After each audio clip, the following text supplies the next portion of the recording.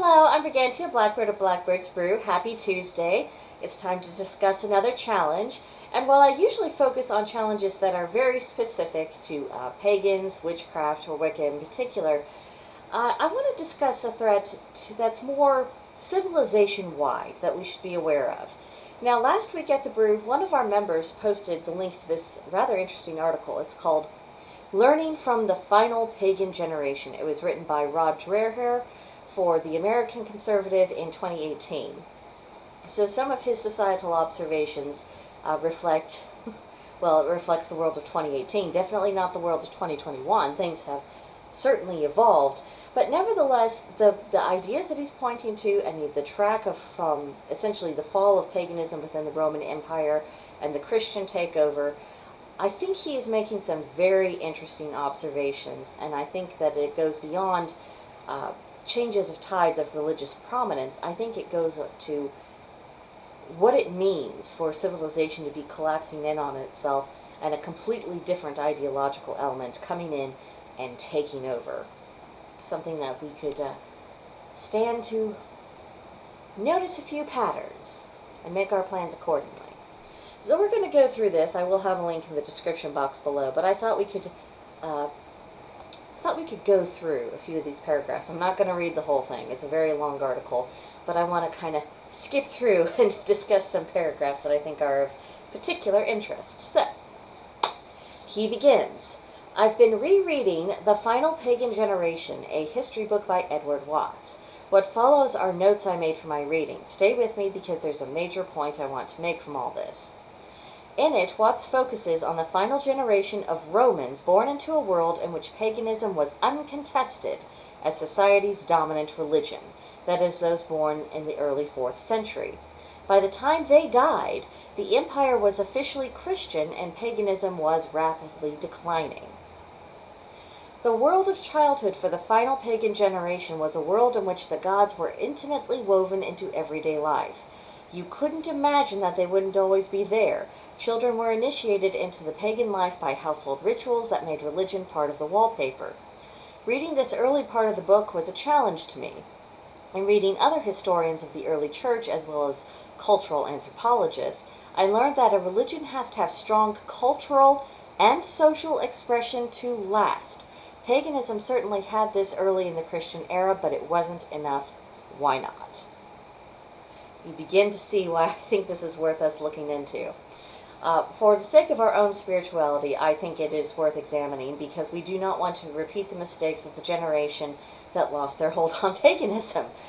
We have not even been re-emerged into the world for 100 years. Getting stuffed back into the back burner or back into the broom closet or worse, facing outright persecution for our beliefs, that is not a destination we want to go to. Another reason why I want to bring into this is because when he's talking about, the decline of these pagans is also correlating with the decline of Christianity in general. But again, over those concerns, we are also seeing the correlation of the decline of Western civilization in the whole. I mean, all of Europe, the United Kingdom, and in the United States. I will try not to be too depressing about this, but I think it is worthwhile looking at these patterns of history, deciding what we can influence, what we can't, and most importantly of all, perhaps understanding the nature of the threat that we face. Because let's face it, Western civilization, for as much as people like to say, it was founded on Judeo-Christian values. Here's the thing. Those Judeo-Christian values have been heavily influenced by pagan philosophers, namely the Greeks and the Romans. It has also been heavily influenced by the cultural imperatives of the Havamal, the Celtic Triads, and Brennan law. You take a look at those things sometimes, you will see echoes in our own society. The reason why the Enlightenment happened was because people were examining pagan philosophers of the Greek and Roman extractions. The reason why the concepts of freedom of religion and individual rights and the idea that maybe the government shouldn't have complete control over you are all a consequence of this merging of philosophies. So yes, all of the collectivistic, Marxist threats to overthrow all of this. It is anti-Western civilization, it is anti-Christian, and it is anti-pagan. And we're going to examine more of why that is. So he continues, let me scroll down a bit. Paganism had become strictly cultural for most Romans. Watts writes that if the Roman elite did not understand festivals and religion, it was not so much a sign of impiety as it was a sign of a lack of cultivation. You see the difference. You didn't have to believe it, but you had to know what it meant, or at least roughly. I think this points to the idea of people going through the motions. Their hearts are empty, they're not really mentally engaged, they're certainly not spiritually connected, and they're just stagnating, running on fumes, not really taking any of it seriously. I see a lot of that in our society today. I see a lot of Americans really not taking the threats to our civilization seriously, because all the people who are wanting to throw out the Constitution, Declaration of Independence, all the good things of American society, it's not because they're offering something better or more enlightened. What they are offering is oppression and collectivism, authoritarianism. A lot of it is very neo-feudalistic in its thought process and certainly in its implementation. It's a world in which race is of primary concern, and there has to be constant tension and warfare between the genders, in which, there has to be confusion about your identity as a human being. And it's all about weakening people. It's all about keeping people at odds. It's all about emphasizing every single possible difference human beings could have amongst themselves, and never mentioning anything that holds people together. And in order to have a civilization, you need some kind of cohesion. What's happening with the leftists is that they are wanting to replace the ordinary cohesions of a civilization with government. They want politics to be the religion. They want, the politicians to essentially be the saints. They want the church of woke. They want to replace all thought of divinity with their own personal political biases. That's what it is. And I think it's important that we just look at that and acknowledge what it is. And the reason why they've been so successful is because we have the exact same problem as the Romans of this particular century did.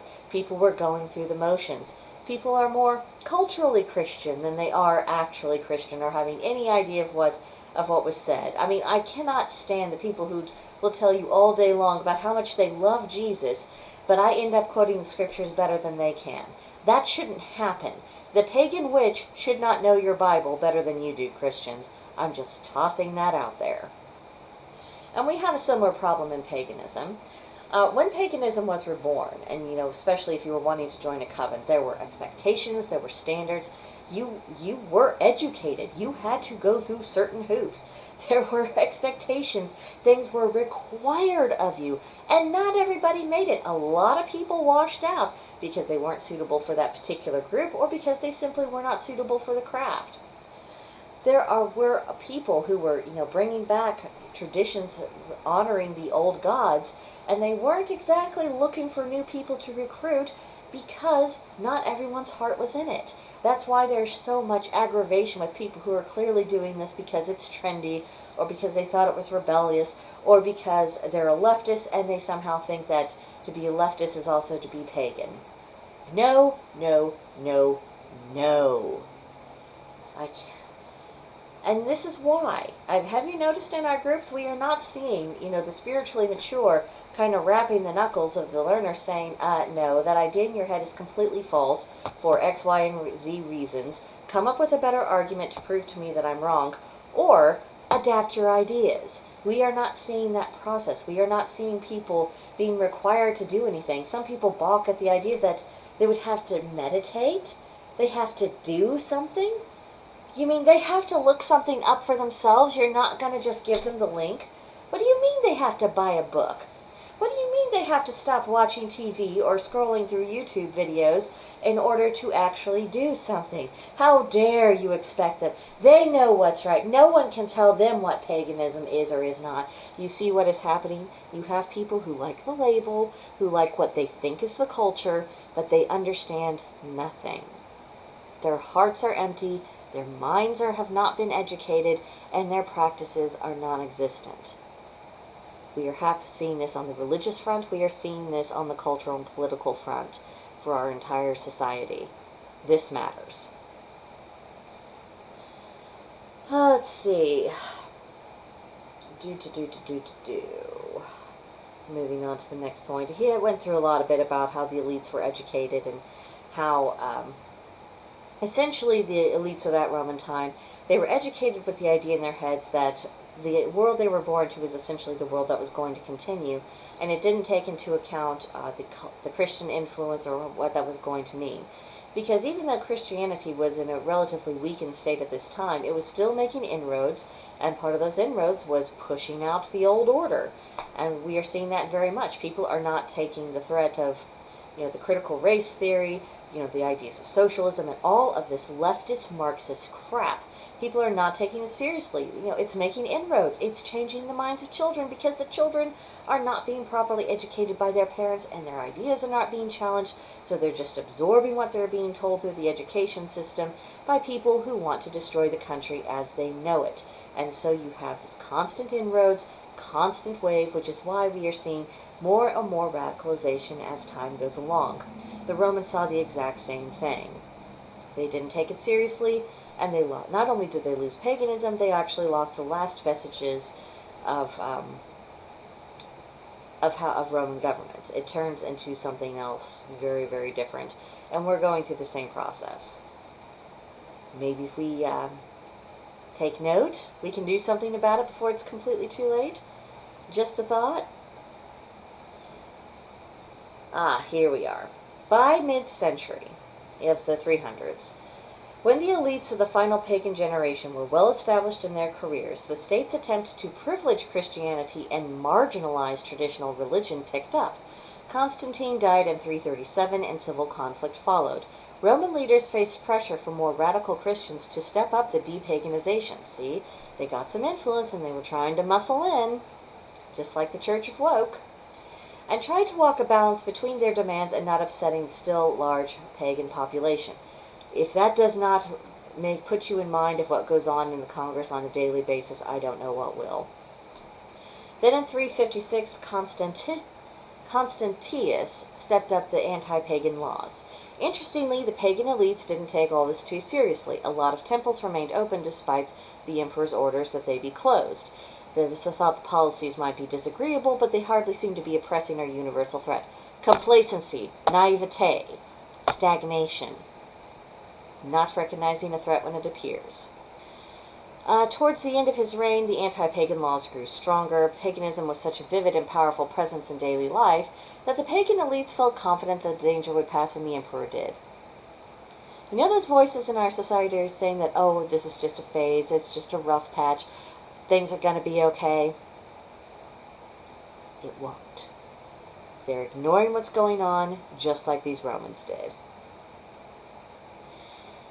Let's see. What judges that in retrospect the elites ought to have stood up to the emperor in some way to protect their religion? You think? And in that vein, don't you think we should be stepping up to defend our American culture, Western civilization, the pillars of that culture, all of our respective religions? I mean, just a thought. Instead, they chose to take the easier route, protecting their careers and their money-making opportunities by not antagonizing a powerful emperor. It seemed a reasonable bet. Seems like a cowardly, spineless thing to do to me.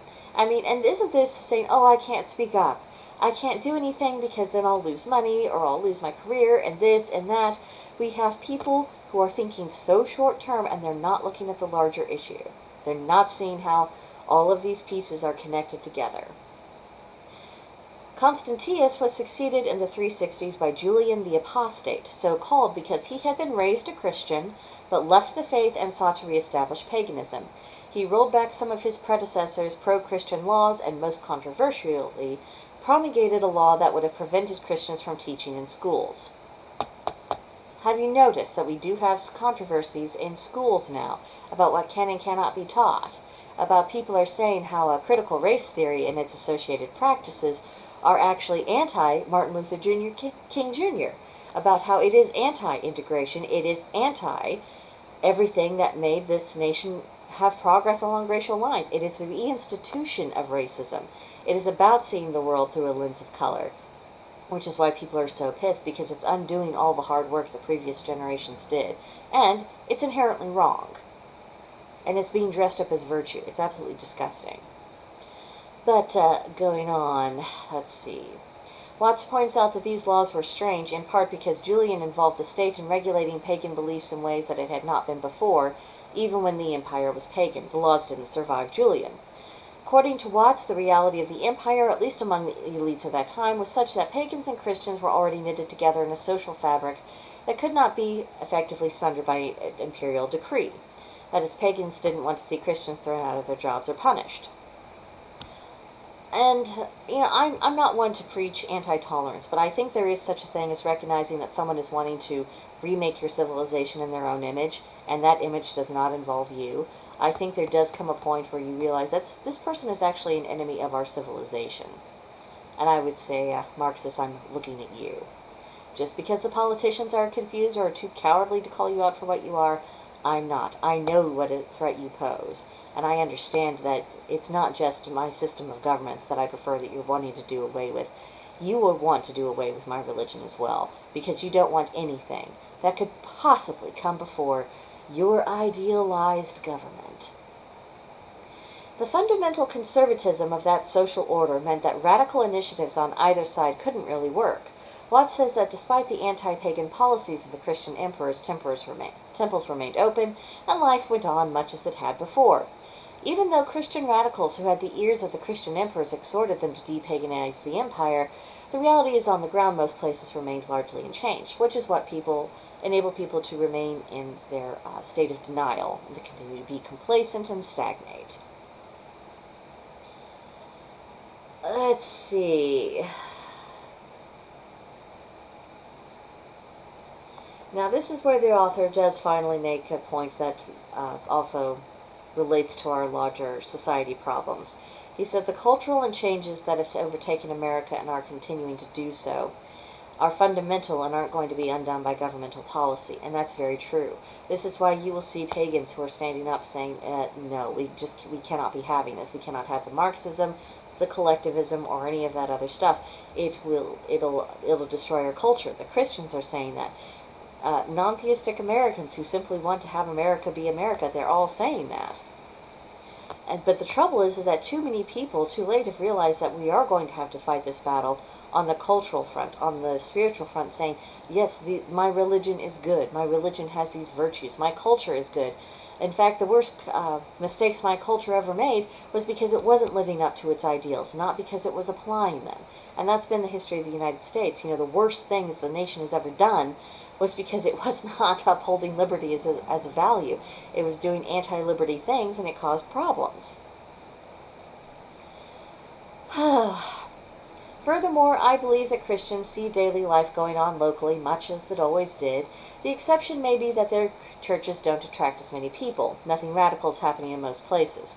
You can see, this is where you can tell this was written in 2018 rather than 2021, because we are seeing a lot of radical stuff in a lot of places, and some of it surprising places.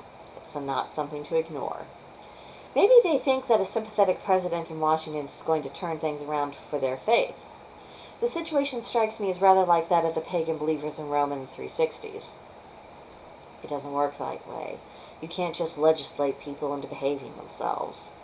And you can't legislate people who are determined to overthrow your system of governments, overthrow your religion, overthrow your culture. You can't just ask nicely to have them stop and that they'll just stop. No, you are dealing with radicals who are going to do whatever it takes. Take them at their word. When they say they want to transform things, understand that's exactly what they mean. Let's see. Jovian succeeded Julian, and after a brief reign was himself succeeded by brothers Valens and Valentinian. They de-emphasized religion. They inherited a Roman state that was struggling to pay the debts of Julian and Jovian, had accrued through mismanagement. Watts points out that even then the Roman world remained largely governed by the same basic social rules that the emperors had learned as children.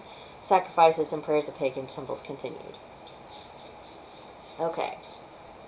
So first we see an up-and-coming religion that is essentially competing against a religion that is essentially dead in most people's hearts. Then you see also that the state itself has been horribly mismanaged. And a mismanaged state doesn't mean, well, it doesn't only mean that the way things are being governed is being done very incompetently. This also entails economic issues, economic mismanagement. Does this sound familiar? Here's another thing. We're going to see another parallel.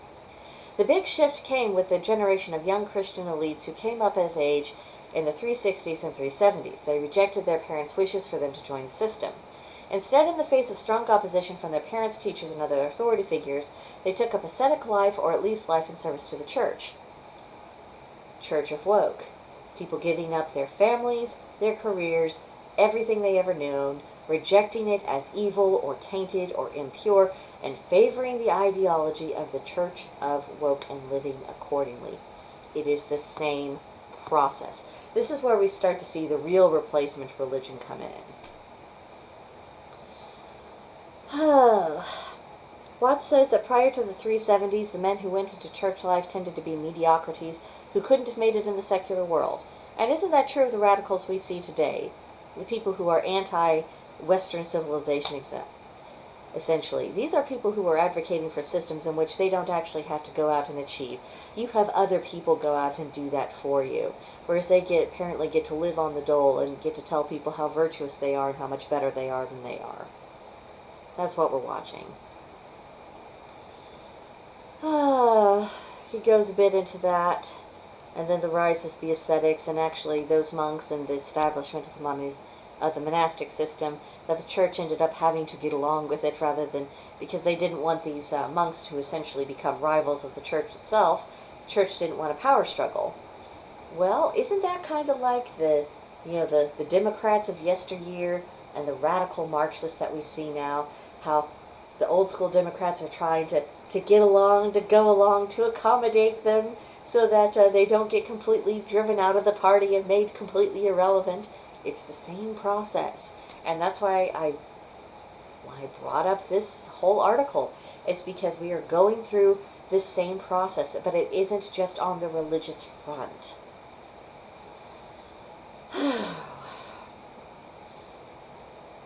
So it goes on about that. Blah, blah, blah. Church having to tiptoe around the radicals and the insane people. Okay.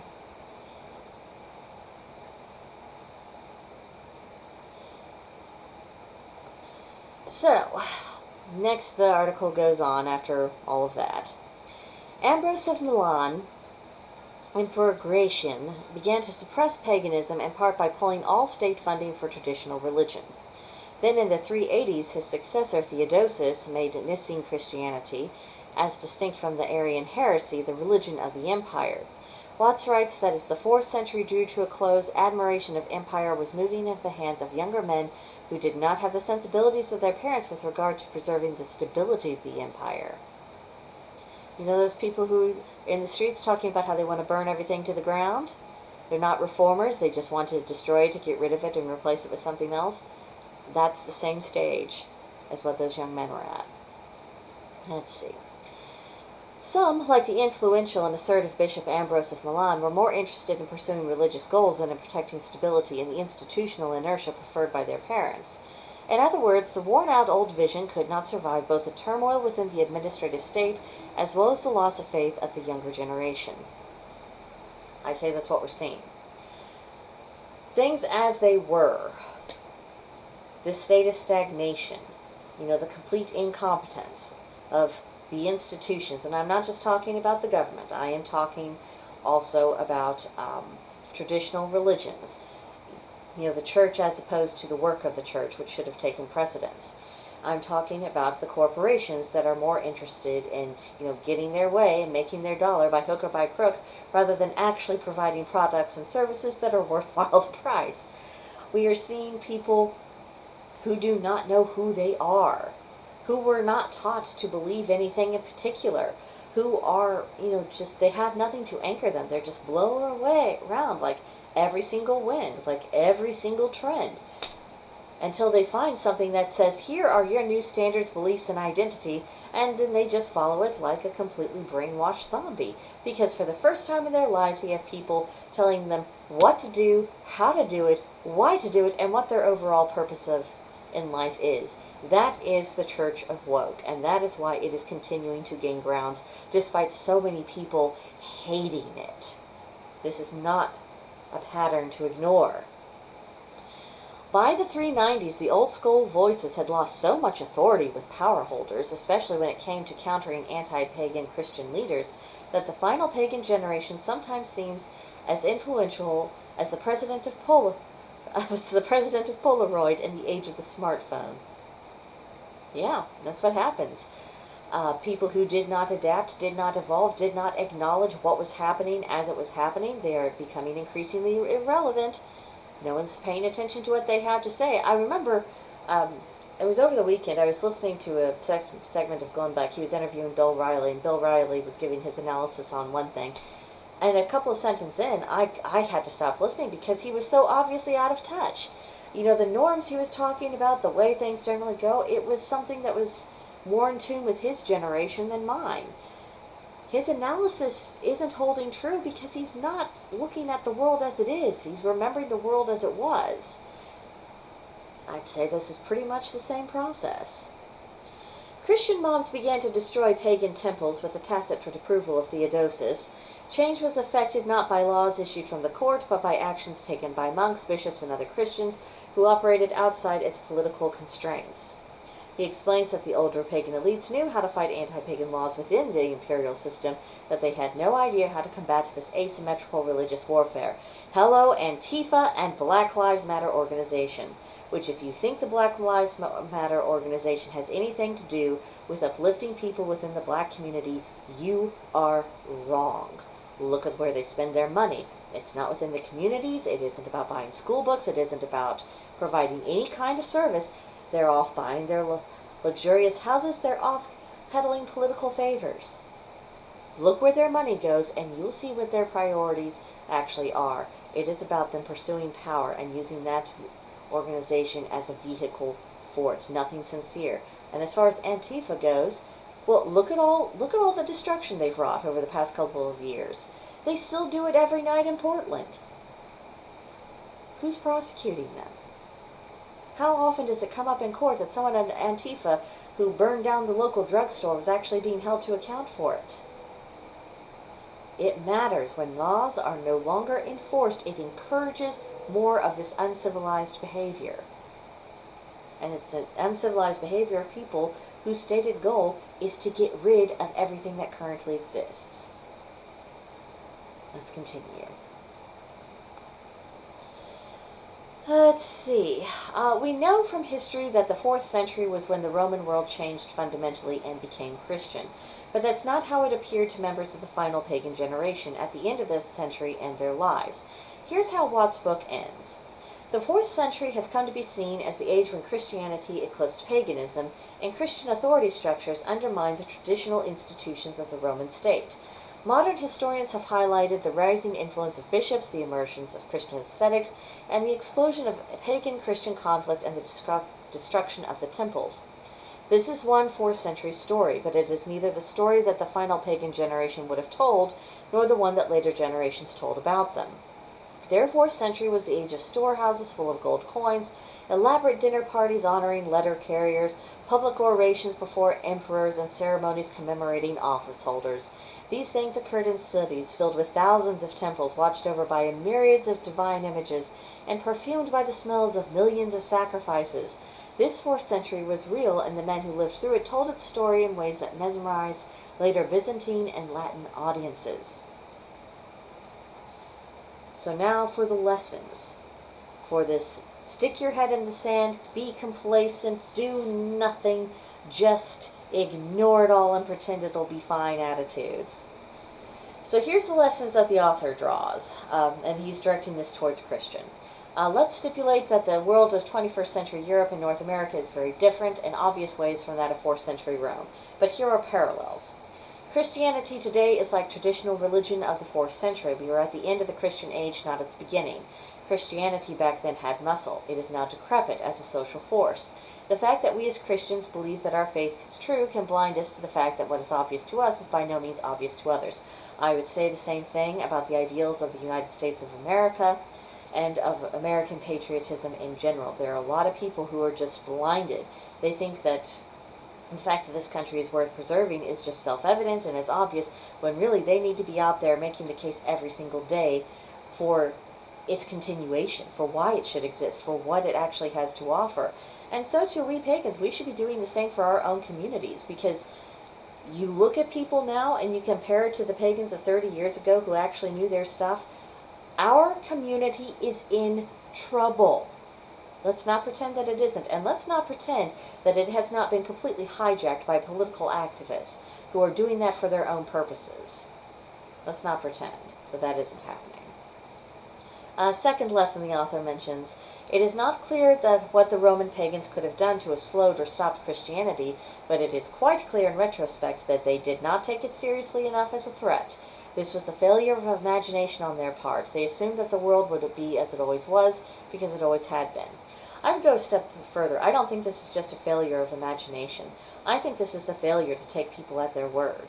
If you are surrounded by people who are saying that their stated goal is to destroy your government, your society, your culture, everything you've known about life, believe them. It doesn't matter if they don't have enough strength to do it today. If you wait to take their threats seriously, by the time they are actually taking over, or by the time they can do it through force, you have waited too long.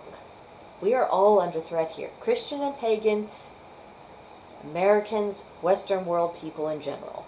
Take it seriously. Third lesson, worldly power matters. If Constantine had not converted, the future of Christianity in the West would have looked different. How true that is. If we did not have Marxists in public office, we would not see this hideous, cancerous invasion of Marxist thought into our institutions and into our very society. If socialism was not so trendy amongst idiotic kids whose teachers and parents completely failed them, you would not have that same societal push towards collectivism. It matters who's able to do the talking and keep the attention and capture imaginations. It matters. Lesson 4. Worldly power is limited. Julian the Apostate failed miserably. You cannot legislate belief, and how true that is. The problems we are facing cannot be solved by government, and it cannot be solved just from people carrying on with the status quo. We have to build culture, and I'm talking about as Americans, I'm talking as pagans. And if the Christians want their religions to survive, they had better start promoting their culture as well.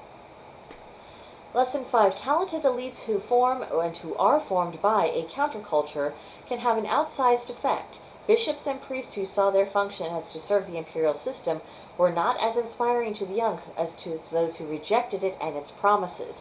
That is why you still see the Church of Woke having such a strong hold on the up-and-coming generation. The young kids, they can see that something isn't working, and so because they don't have experience, because they haven't been taught critical thought, because they just simply have not explored the possibilities of reform, they are saying, well, let's just toss it out and do this. And they don't study history, so they don't understand that all of the evils of Marxism have been tried over and over and over again for over 100 years, and the pages of that history were written in blood. Oftentimes, the blood of people who profess to believe and practice Marxism, because you can never be pure enough. Lesson 6. The old ways of resisting anti-religious forces fighting within the system don't work. This makes me doubtful about the strategy that people like me have generally adopted, fighting within liberalism for liberal goals like religious liberty. The problem is that people have not clearly defined the difference between liberalism and leftism. Liberalism, especially in the terms of classical liberalism, has everything to do with individual rights, the power and the autonomy of the individual, limited government, and just the basic idea that a large institution should not have unlimited power or influence over how people live their lives. It is anti-collectivistic. Leftism, on the other hand, is all about authoritarianism. It is about collectivism, and how do you think that is enforced? It is through the authorities, it is through the government, it is through the point of a gun.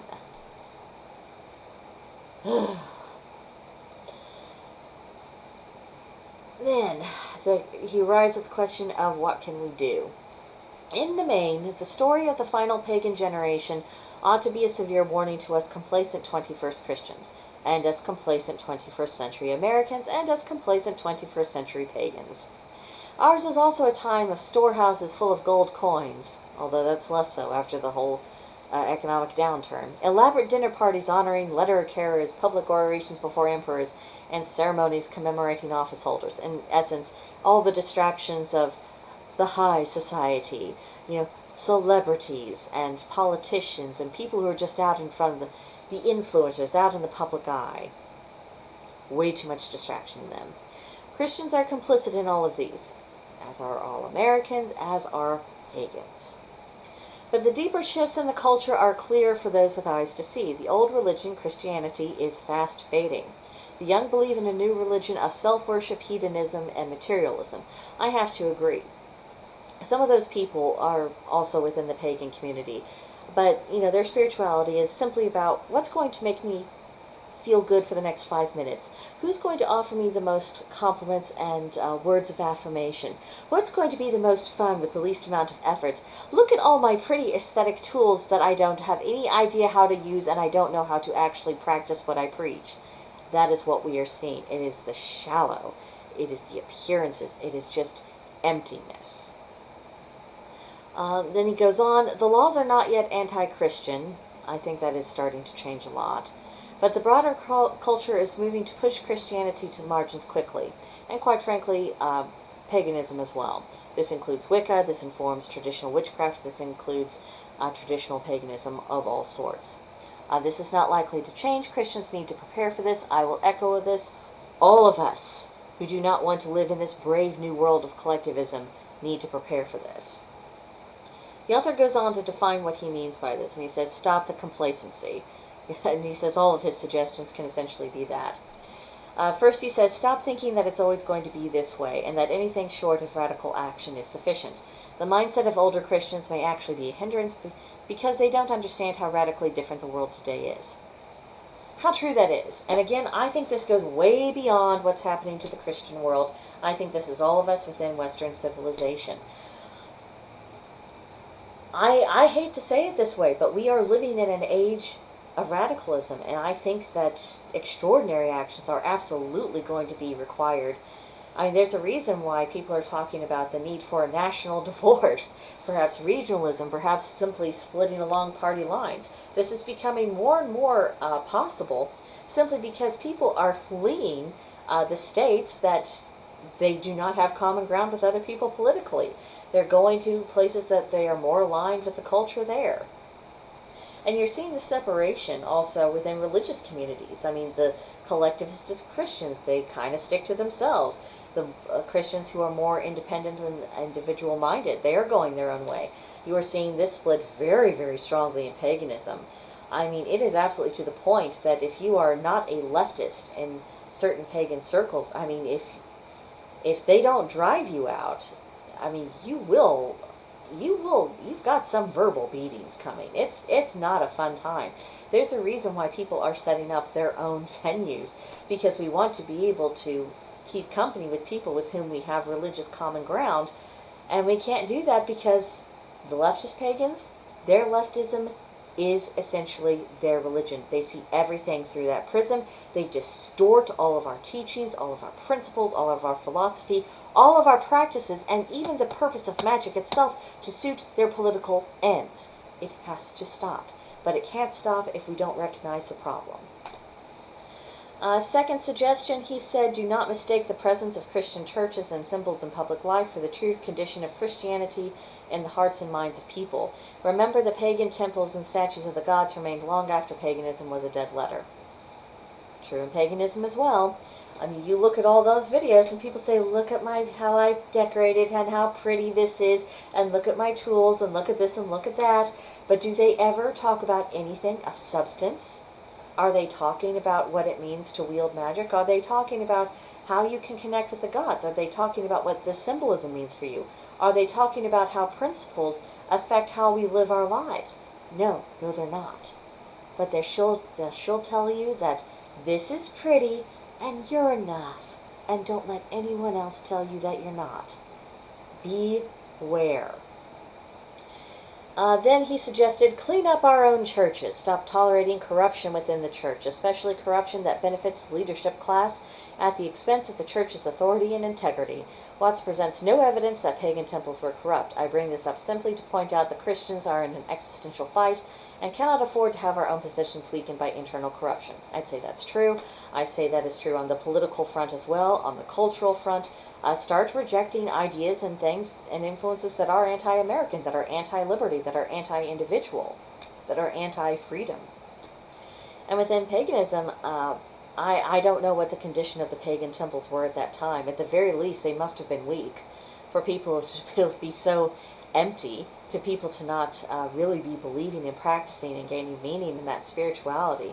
I think there had to have been something wrong. I mean, that only makes logical sense. But I certainly know for today, people are actively corrupting paganism.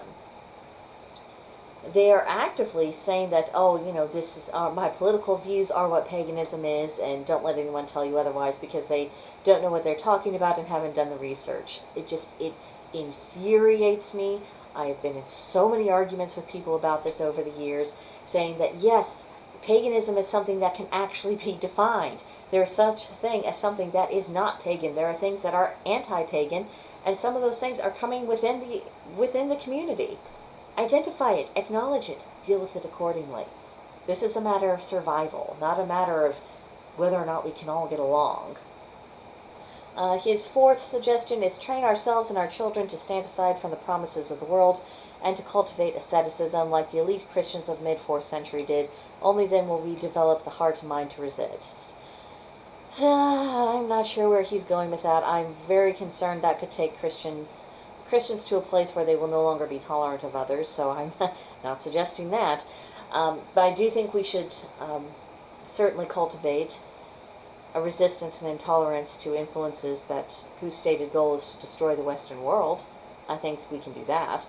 And certainly I have antipathy towards those who are preaching things that tear paganism down, that corrupt the foundations of witchcraft, that are misrepresenting what our religion is. I can certainly do that. His fifth suggestion, understand that we, like the final pagan generation, might think we are fighting for tolerance, but our opponents are fighting for victory. I think this is a very important part. In order to have tolerance, that has to be a two-way street.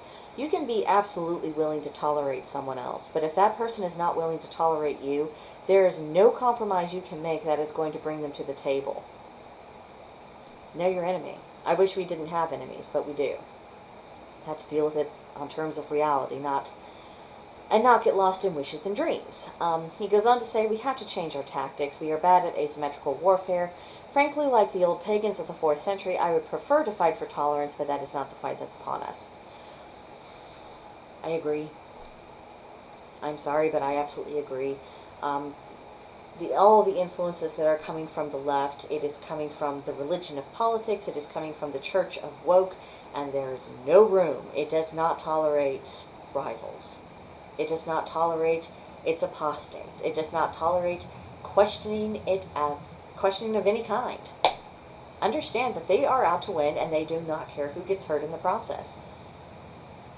Casualties of war. Start treating them like the enemies that they are. I think that's what we all have to do, pagan, Christian, or otherwise. His sixth idea, which is also his last, because I know this video is going long, neither abandon politics entirely nor put too much faith in princes.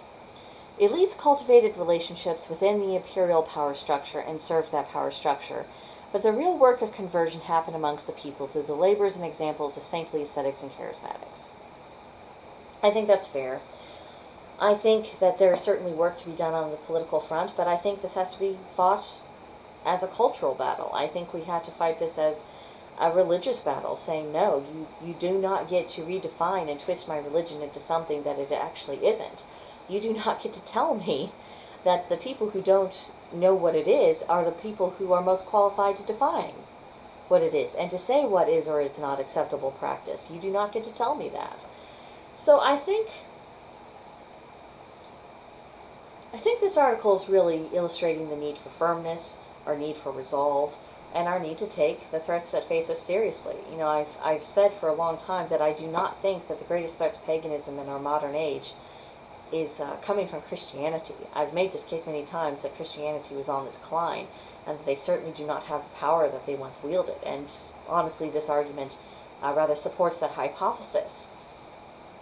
The danger that we are facing as Christians are really coming from the leftists, from people who want to replace, the gods with their governmental systems. They want to have the glory and the admiration themselves. They're not going to be content for you to practice in your own little corner. It won't matter how small you walk or how much of a broom closet you get into. They'll be able to sense that you are not in alignment with them. It shows in how we conduct ourselves, and the thoughts that we think, the way we practice. These are people who do not have our best interests at heart. These are people who do not mean us well. And unfortunately, I am sorry, but they are in our communities. And we cannot treat them as though they just have a different opinion. They are playing for keeps. So we have to ask ourselves, do we want paganism to continue? Do we want witchcraft and Wicca to continue to survive and thrive? Do we want to be able to have this rebirth of pagan belief systems actually count and mean something in the long term? Or are we going to stick our heads in the sand and think, well, it's not going to go down in my lifetime, and let it die with us? We have choices to make, and I think it's time we start making them. So, a lot to think about there, a lot to unpack. I realize it's very controversial, but I think it's a discussion that needs to be had. So, by all means, let's have that discussion. See you in the comments below, or on our Discord server called Blackbird's Brew. You're welcome to join us there. Whew, what a long one. See you in the next video. Bye.